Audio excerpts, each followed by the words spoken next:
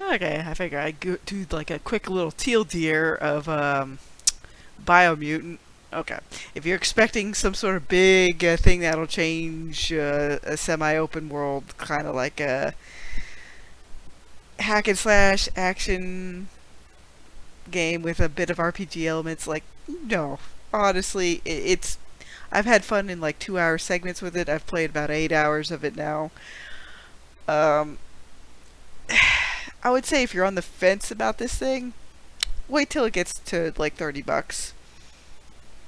I got it for 10 because I used, you know, basically a birthday gift in the form of a Steam card to get it for heavily discounted price, out of pocket for me anyway.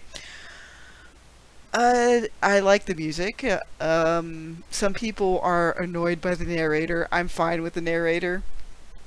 Um, let's see. You can do other things now. You can disable like the gibberish language if you want to, because some people found that a little bit annoying. But again, I didn't go in with any expectations for this game because I've learned now that it's not a good idea to jump on the hype train for like basically anything.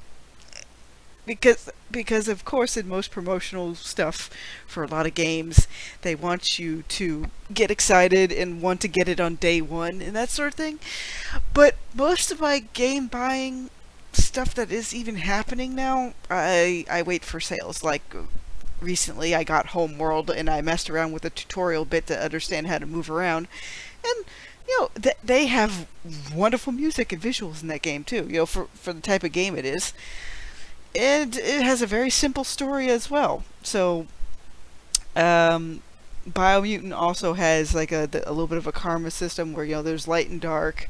You can either choose to like care about the fellow creatures that are in the game, or you can choose to be like not more nonchalant.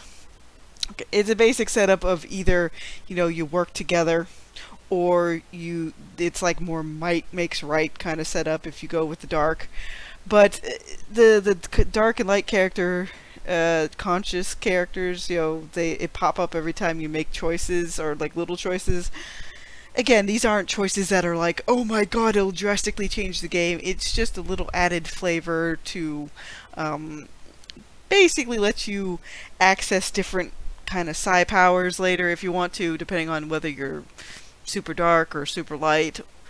Uh, it has a few of them that don't require uh, to shifting one way or another, but to get some of the higher end stuff, you gotta basically commit to the bit and go either light or dark. There's plenty of things that can cement you into going light or dark. You can like intimidate people, that'll give you dark points, force them to give you information. Uh, you can like rescue little animals, pet them, and then basically that gives you a light point. That doesn't mean you collect these little animals. It's just it's a way for you to maximize your meter one way or another. It again, it's a very simple game, but it's one that I'd probably let my nephews and nieces play. Because again, there's not a much games out there that is specifically made to where adults and children can both enjoy it if they want to. Like this is the type of game that, yeah, parents would be playing with their kids. The mechanics aren't too out there, but they recently did patch in like an extreme difficulty mode for those of you that want to be like, I want to be super super duper challenged. So because I'm just playing this thing on normal. I don't feel like putting in, you know, Dark Souls level difficulty and stuff. I just go standard. That's about it. But yeah, like I said before, if you're not really interested in picking up the game initially, yeah, wait until it hits about the half price bin.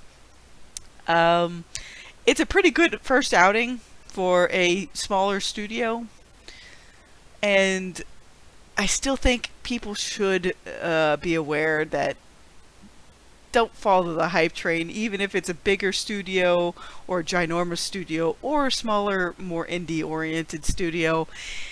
You'll just set people up for like expectations that they probably won't meet. Again, it's just a fun game that is there to entertain, and I wasn't really expecting much else.